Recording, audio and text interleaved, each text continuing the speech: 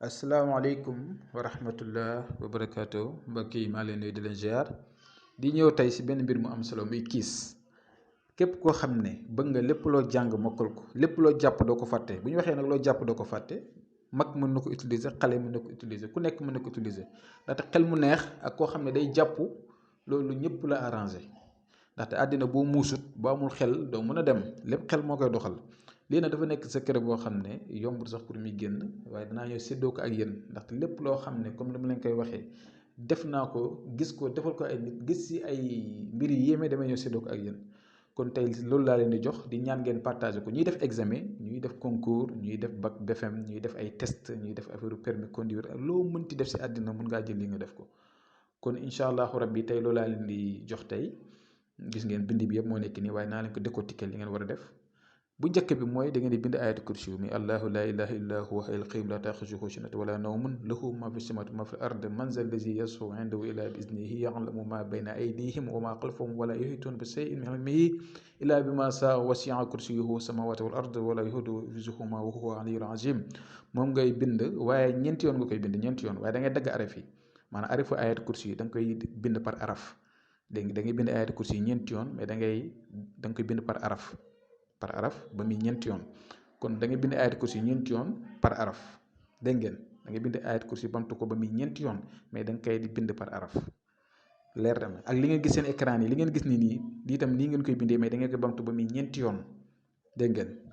foofu leer na léegi ñu ñëwaat si beneen bi itam lii ngeen gis seen écran itam da nga koy bind ñeenti yoon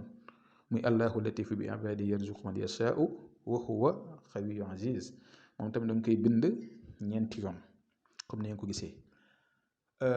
am na tam leneen luy ñëw affiché seen écran muy li ngeen di gis nii lii itam da ngeen koy bind gis ngeen bu nekk maa ngi bind si kanamam 4 maanaam bu nekk rek da nga koy bind bamtu ko ba muy 4 fois dégg nga yëpp gis nga da nga koy bind bu si nekk bamtu ko ba muy 4 fois soo paree nag da ngay am bind yëpp mu nekk bind bu sell bind boo xam ne macha allah. bésu dimanche nga koy bind bésu dimanche da nga koy bind 7 dimanche waaye da nga koy commencé si premier dimanche bi deuxième dimanche nga defaat noonu troisième dimanche léegi bind yëpp moo nekk nii bind yëpp soo ko bindee ba pare da nga koy xooj bésu dimanche nga koy bind bi jant bi di fenk nga koy bind soo paree nga xooj ko def ko saafara dégg nga ut lu ñuy wax lem boo xam ne kenn du ko rax lem pur lay doon nga toqal ko si saafara bi tuuti rek. gis nga boo ko xoojee ni si bindi effacé mun ngaa génne kayit yi su ko defee nga jël lem bi def si biir après nga jël ko nga naan ko tuuti rek jarul muy bëri nga naan ko mën nga koo naan mën nga koo séparé itam ñëpp naan si mag ñi xale yi ñëpp gis ngeen lem bi laay toqal noonu kon lii da nga koy def chaque dimanche bu fekkee ne mënoo ko def chaque dimanche maanaam da ngay bind 7 maanaam comme ni ma leen ko waxee bu ngeen ko bindee benn teg bindaat beneen teg ba muy 7 léegi nag chaque dimanche rek nga jël benn def chaque dimanche nga jël benn def. waaye nag matin bi lay nekk maanaam bu jant bi fenkee ba ay côté balaa ñu jul tisbaar dégg nga fexe nga naan ko foofu famille bi yëpp mu neen ko naan mag xale ñëpp en tout cas mbir mu am solo ngeen teglante ko 7 dimanche di ko naan